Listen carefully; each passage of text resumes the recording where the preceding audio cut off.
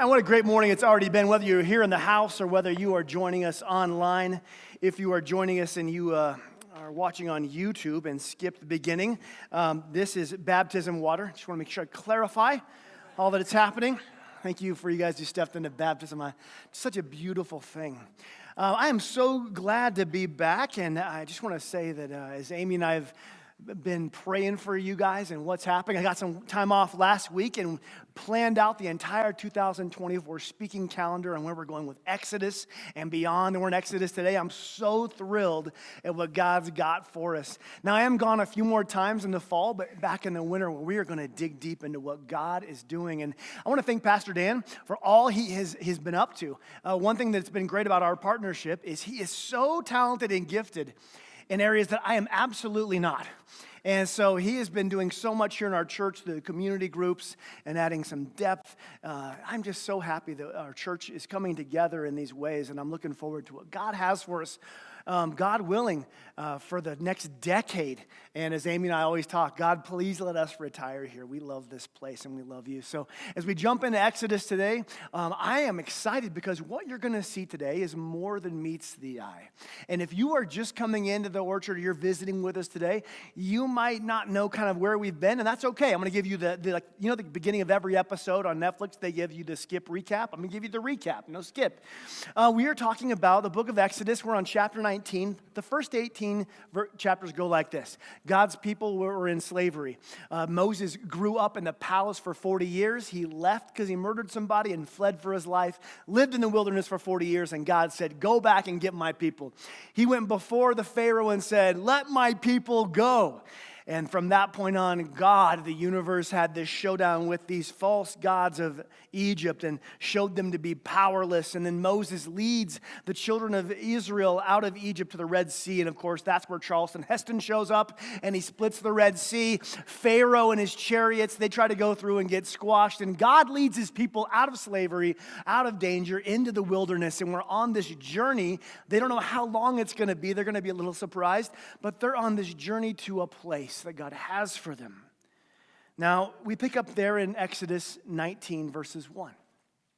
Exactly 2 months after the Israelites left Egypt, they arrived at the wilderness of Sinai.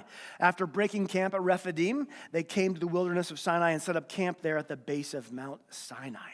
Now, until this moment, if you've been with us through the Genesis series or even Exodus 1 through 18, we have been moving swiftly. I mean, we have the creation account, then we have Adam, then we have these men and women of the faith. We focus in on Noah and his family, and then Abraham's family through generations, right? Down to Joseph that leads us into the slavery. And then now we're focusing on Moses. And it's those cover thousands of years, each of those movements. But here in Exodus 19, the entire narrative and the pace changes completely.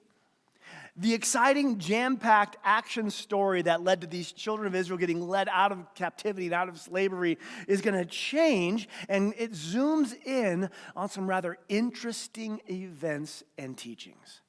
And from here in Exodus 19, throughout the entire book of Leviticus and the first 10 chapters of Numbers, we're going to remain in one location for exactly 1 year.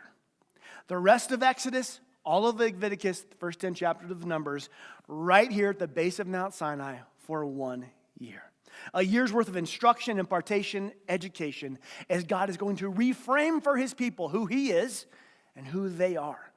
And so here we are, we're starting Exodus 19, this second movement of Exodus. Join me as we look at verse 3. Then Moses climbed the mountain to appear before God. The Lord called to him from the mountain and said, give these instructions to the family of Jacob, that's the Israelites. Announce to the descendants of Israel, you have seen what I did to the Egyptians. Like, remember what happened 2 months ago. You've seen what I did. You know how I carry you out on eagle's wings. Like, I divinely rescued you. I brought you to myself. Now, if you obey me and keep my covenant, you will be my own special treasure from among all the peoples on earth, for all the earth belongs to me. And you will be my kingdom of priests, a holy nation. This is the message, Moses, you must go and tell the people of Israel. What we're going to see unfold here in Exodus 19, actually through 24, may seem like these commandments, because the 10 commandments come in the very next chapter. We know those. Like, we get it. Thou shalt not, do's and don'ts in religion. We get it. Now, we're going to see these things happen, but I want you to be reframed today, because there's so much more going on. And I never want you to see the 10 commandments or Exodus or even your faith now the same way because of what we're going to look at today. Because believe it or not, what I just read from God in Exodus 19, that is the beginning of a wedding ceremony. It starts here in the first 3 verses. It's a betrothal, actually, from God. A betrothal, unlike an engagement, is much more of a legally binding agreement, much deeper than an engagement, but they also, like an engagement, leads to a wedding. A betrothal begins, and the wedding process begins as God starts reminding them of who he is, who he was, and what he's already done. Remember, he said, I rescued you. On eagle's wings, I saved you. I love you. You will be my special treasure. I will be yours, and we shall enter into a covenant. What kind of covenant? He's going to be talking about a wedding covenant. This would be similar to an engagement of our day and age. Engagements lead to a wedding, just like betrothal leads to a wedding. And I love weddings. I got a wedding next week in Louisiana where they still do weddings down there in the South. I'm going to Louisiana, and weddings are a special covenant, a beautiful time. And just in the spirit of weddings, I wanted to show you a few pictures to see if you know who these people are who go to church with you. First of all, we have this. Who do we have first? You might recognize those people. Those are two. That's our elder Connie Casey and her husband Steve Casey. Yeah. Keep going. Next one. Right there we have our fire chief, Rob Goodwin, and his beautiful bride, Teresa, and the man marrying them. That's my 12-year-old father down back there. It's a while ago. That's the police fireman Rob right there. Next one. Then we have, now that is, speaking of Louisiana, that's John Hammonds, a lawyer, and his wife Marlene, who looks the same, but that's from 1852, I'm told, that picture. Then we have, I don't know if you know, Roz Fowler, who does Operation Christmas Child and missions here at our church. That's her, and that's Jay and his hair on the right. Next, that's another one of our elders. This is Kim McGraw and her husband Ken, right there. Yeah. Next. Now that's another one of our elders. That's Travis Stewart and his wife Cresta. She looks the same. Next. Who's that on the right? Who is that? That's Micah, our worship pastor. That's her husband, Eric. Next. Who's that on the left? Pastor Stacy, our children's pastor, and Lane right there on their wedding day. Last one is this. You know, I made a really good decision that day, and that was marrying Amy. But the hair, I'm not so sure about if that was a good decision. I love weddings. I love them. Weddings are great. You know, it's a party, but we have to admit, even our Western tradition, we have a ceremony. We have routines. We have things we do, things we wear, things we say, things we throw. All these kinds of things are part of a wedding tradition. They had an ancient wedding tradition back then as well. God is giving them this betrothal early in Exodus 19. Now listen to what I did for you. Now come, let us make a covenant. You will be mine, I will be yours. Now, how did the people answer this betrothal request? In verse 7, Moses returned down the mountain and called together the elders of the people and told them about this betrothal the Lord had commanded them to give. And all the people responded together, I do, is what they said. We will do everything the Lord has commanded. And so Moses brought the people's answer back to the Lord. And there we are, believe it or not, and you will see more is coming, that we are betrothed. Something is happening.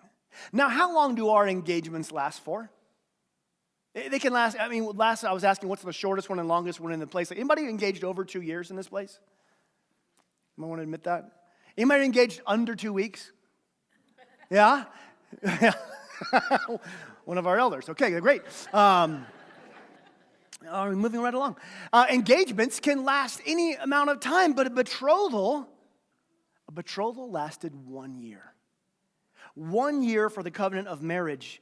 And all that had to happen to be completed and sealed. And for the groom, when after that betrothal, he had 1 year to go accomplish some things. He must go to his father's house, where his family lives, where he lives, and he must build a place onto their house to provide a place for his bride to return to. He has 1 year to do this. In fact, he might say something like, in my father's house there are many rooms, to signify that he is providing for her a place to come and live. From the moment of the betrothal, he has 1 year. Now, I told you earlier that from Exodus 19 all the way through Leviticus and the first 10 chapters of Numbers was how long? 1 year in one place. We have a betrothal at the beginning. What is God doing here? Well, we're going to look at what God's doing. It's interesting that God rescues Egypt. In Exodus 19, he begins this wedding language, and they're going to stay here for a year. Verse 9, then the Lord said to Moses, I will come to you in a thick cloud, and Moses, so the people will themselves can hear me when I speak to you. Then they will trust you.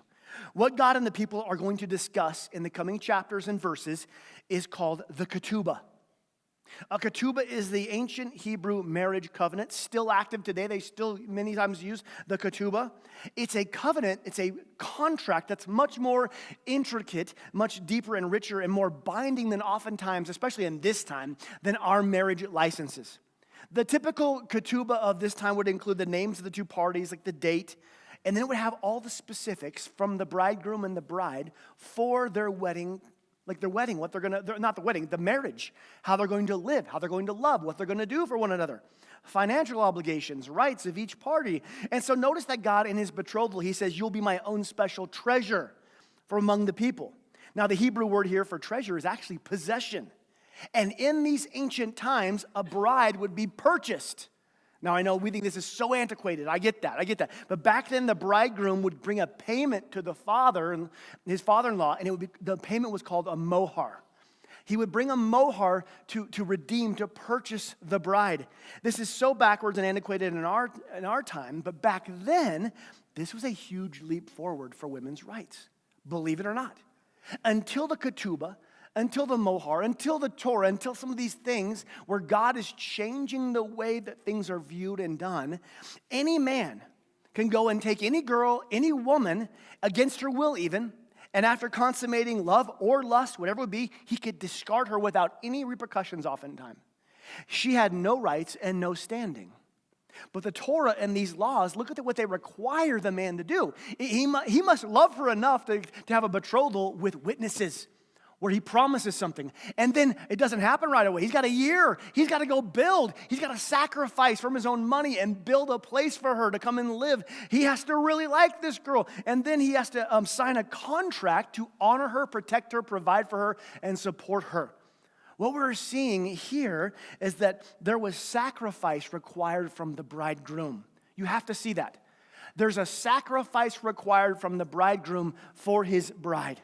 He has to make the covenant, build the house out of his own money, give the mohar to the father-in-law, and then after all that's been fulfilled, he has a contractual obligation, a ketubah with her, which he just can't discard easily.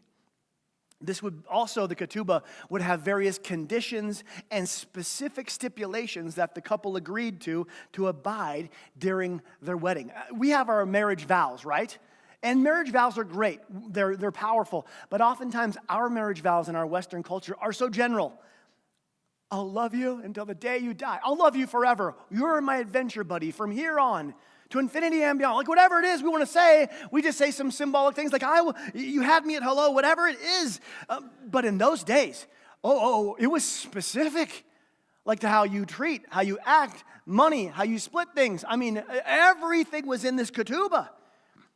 The bride and the groom, what they valued would go into this marriage covenant. And guess what? God is about to do this very thing.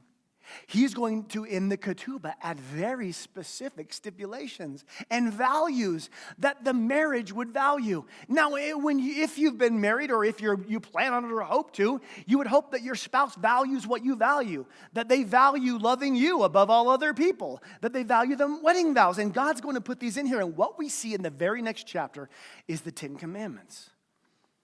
Now, what are they? I want you to never again look at the 10 Commandments the same again. I want you to never view them the same. We see them as a list of do's and don'ts from an ancient society. Thou shalt not. Religious rules we should conform to. It could not be further from God's intent. If we see what God's doing in Exodus 19, building up to the Ten Commandments, he's actually going to unveil ketubah, wedding, vows, covenant to his people, to the bride, and between the bride and groom. And in a marriage vow, you say things not because of you have a duty, but because you have love. That's what the Ten Commandments are. I mean, in our traditional Western marriage vows, I put them up here, we say, I promise to love you, honor, and keep you. Forsaking all others, I'll be yours alone, as long as we both shall live. Many of you recited that very thing in front of God and friends and your spouse. Now, was that a terribly heavy burden? I'll forsake all others. Was it some duty, some religious or relational, like he's standing up there, oh, okay. No, it was a beautiful statement said in front of God and witnesses. It was a vow of how you would love those, I will forsake you and love you. It flowed from love for your spouse. That's what the Ten Commandments are. Wedding vows that come from the heart of God and from the heart of people. And what's the first commandment? Well, God, I'll forsake all others. And I'll love you alone. I will have no other gods before you. What are the commandments? I will make no idols or images. God, you will be first in my heart. Do you see how these commandments are not just religious rules to follow so that God's happy with us? No. In a marriage, you don't follow the values of your spouse and the wedding vows to earn love. You do it from love. That's what the Ten Commandments are. I will love you above all things. I will forsake all others. It is you. It is only you. I hope you're beginning to reframe the Ten Commandments, not some dusty, dutiful, boring, submissive lists of religious do's and don'ts. God is wooing his bride. He's rescued her. He's showed her great acts of power. He's freed her from false gods, these other lovers. He's led her out of captivity. He's brought her into the wilderness, free from distraction, where he's going to court her and show her his glory. And listen to what he says in Hosea, this love for Israel. He says, therefore, I'm now going to allure her, Israel. I will lead her into the wilderness and speak tenderly to her. This is what he's doing in Exodus. He's the bridegroom who is unveiling a wedding for his bride, his people, who he's rescued, who's delivered. And he wants to enter into a marriage contract, a ketubah covenant with. And when they get to the covenant of marriage, the ketubah, God begins to reveal the guardrails for what that would look like for a happy, healthy, thriving relationship. We have these in our marriage, these values and these guardrails. So let's see this next verse that says, Exodus 19:10. Then the Lord said to Moses, go down and prepare the people for my arrival. Consecrate, that means cleanse, ritually cleanse yourself today and tomorrow and have them wash their clothing. Now, again, without any context, it looks like he's saying, go take a bath or a shower and get ready for the rules to come. Like some big rules are coming, the Ten Commandments.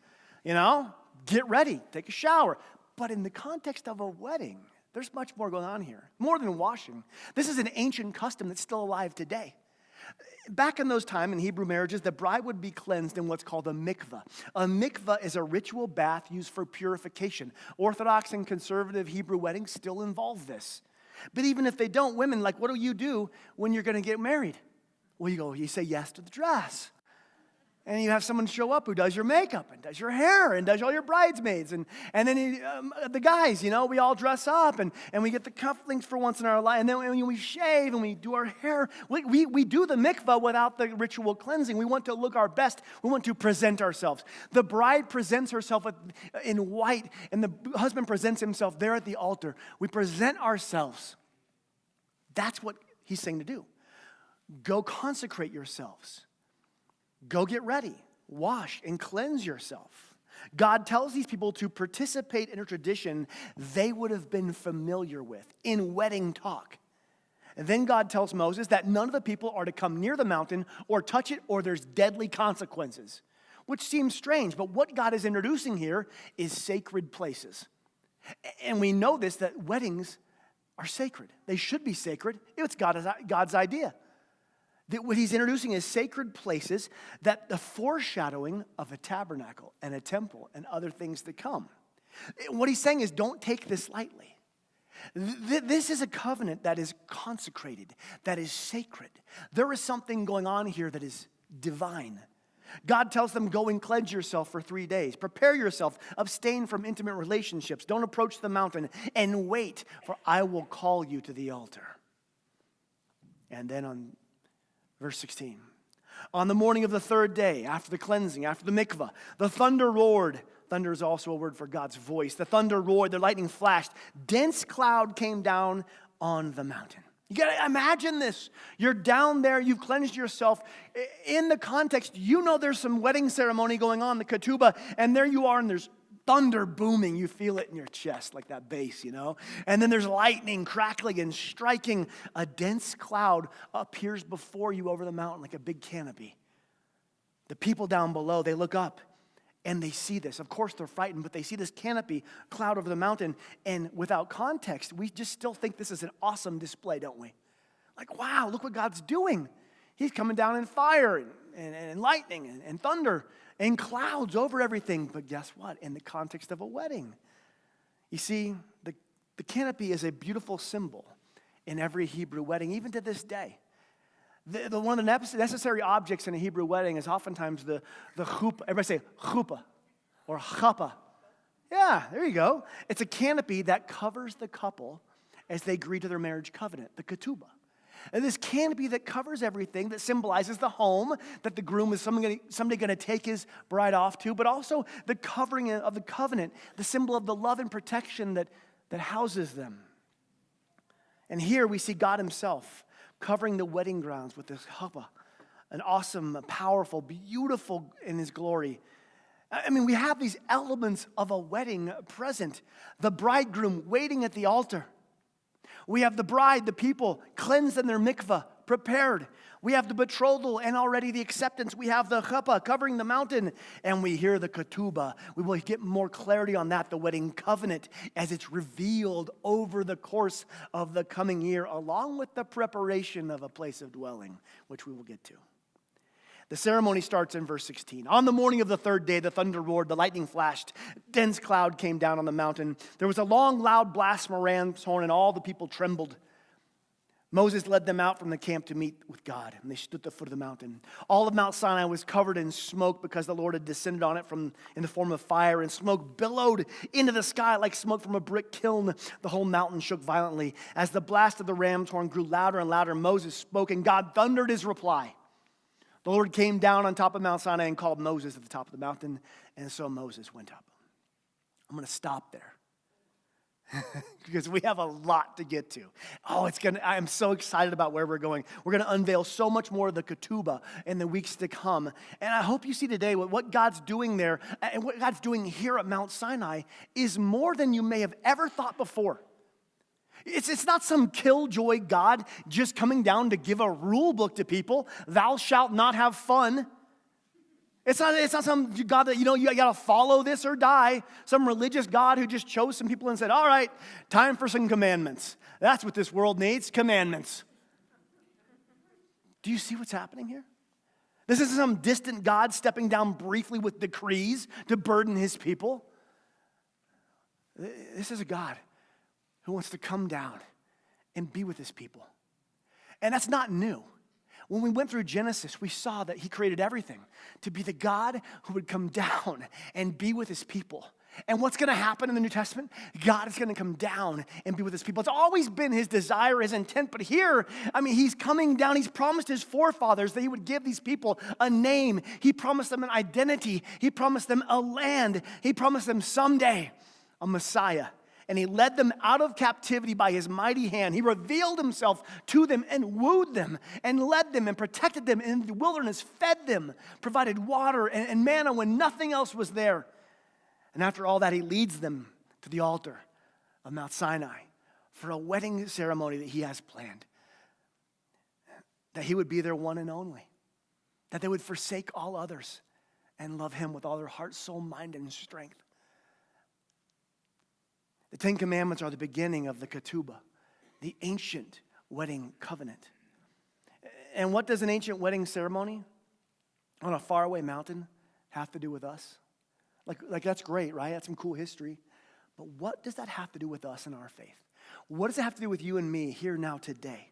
We have a canopy, a chuppah, a ketubah, a feast, a wedding, commandments, tabernacles, sacrifices, all here in Exodus 19 and then moving forward. Now, the New Testament writers, they oftentimes talk about this very happening. The New Testament writers will refer back to this covenant, this wedding covenant, this ketubah, and they say it's a shadow of things to come. Like it's just a taste of something else that's going to come. It's going to be far greater reality. So we have this wedding here on Sinai with all these things. The old system under the law of Moses was only a shadow, a dim preview of what is to come.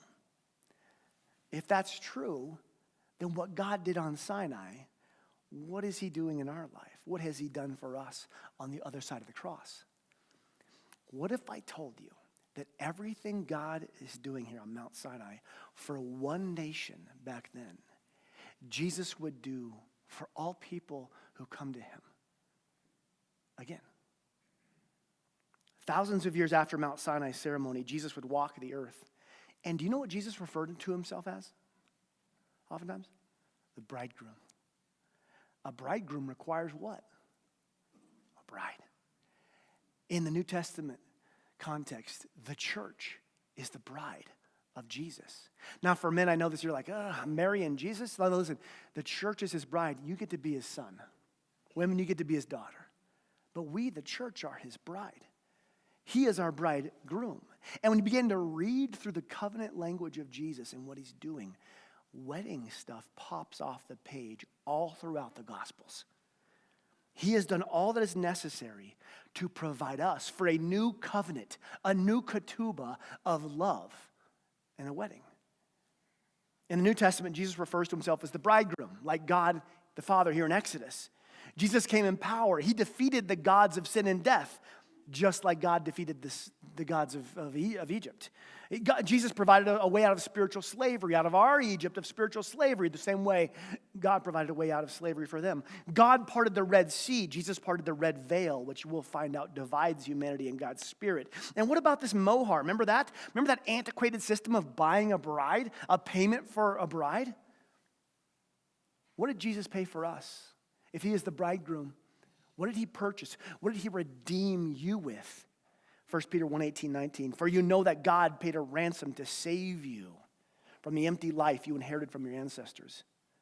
It was not paid with mere gold or silver, which lose their value. Your mohar was the precious blood of Jesus Christ, the sinless, spotless Lamb of God.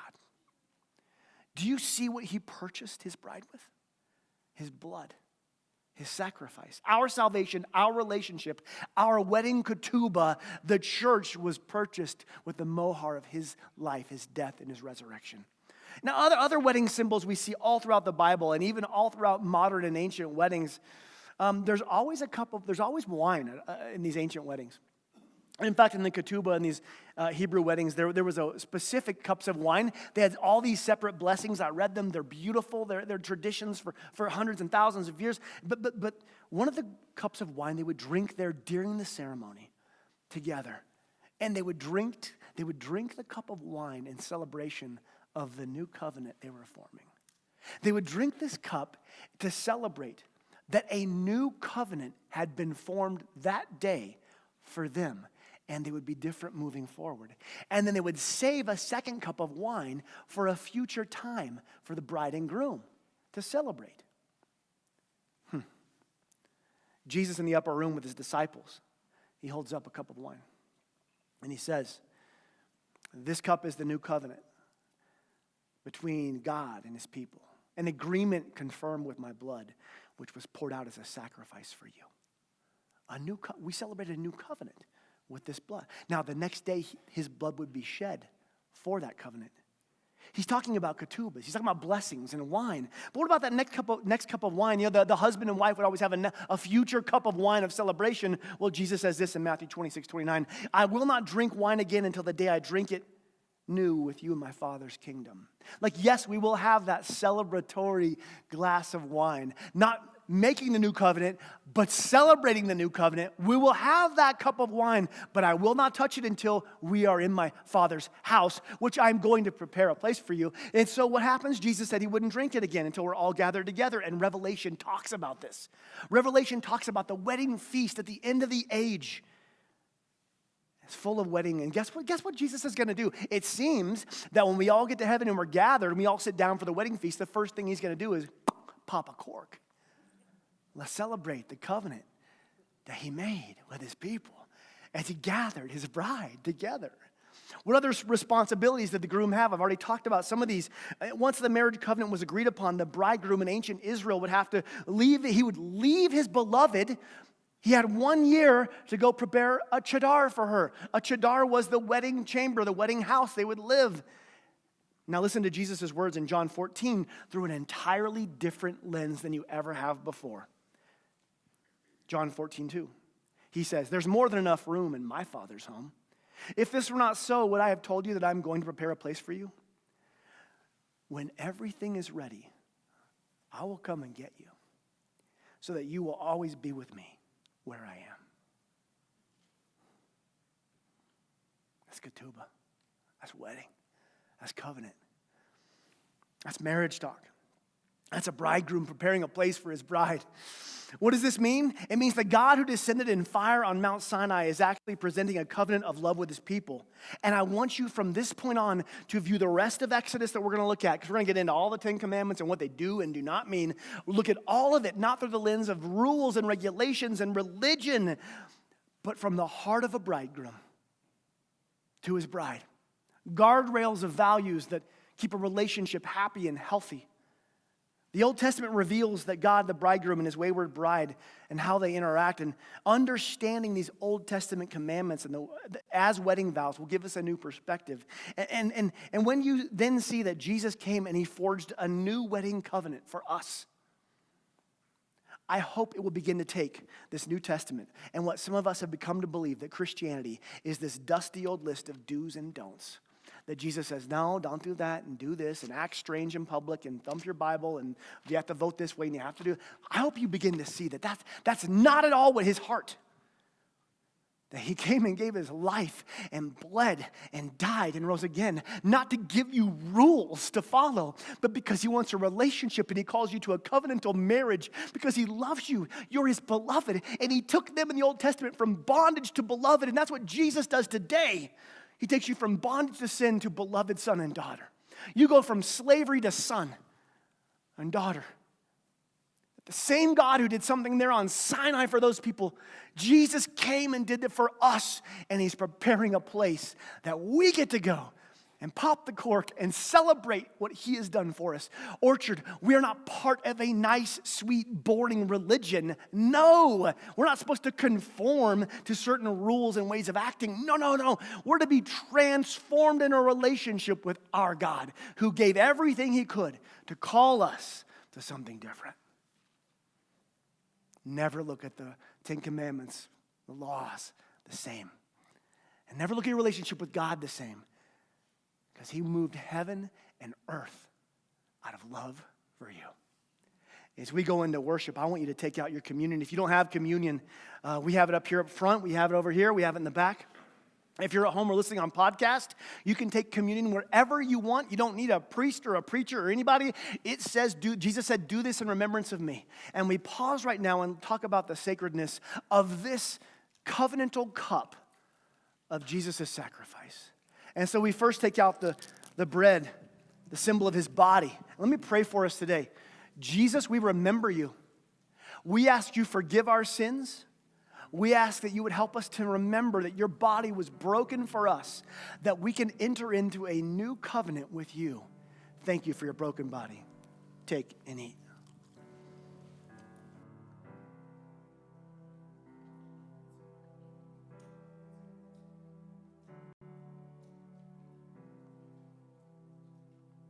And Jesus, we thank you for your blood that was shed for us. Much like at a wedding, they would drink to celebrate a new covenant. You gave us a new covenant. We don't drink this one to someday celebrate. We will have that cup, but today we drink and thank you that you provided a new way for us. Jesus, thank you for your sacrifice this cup of a new covenant for us. Take and drink. We celebrate today a God who at Sinai came down, not for religion. Love came down and set us free for love. And Jesus came down out of heaven and then off the cross so that we could be children of God. He came down and rescued us. There is an appropriate response today to this sort of idea, this teaching, and it's worship. Would you stand with me, Orchard?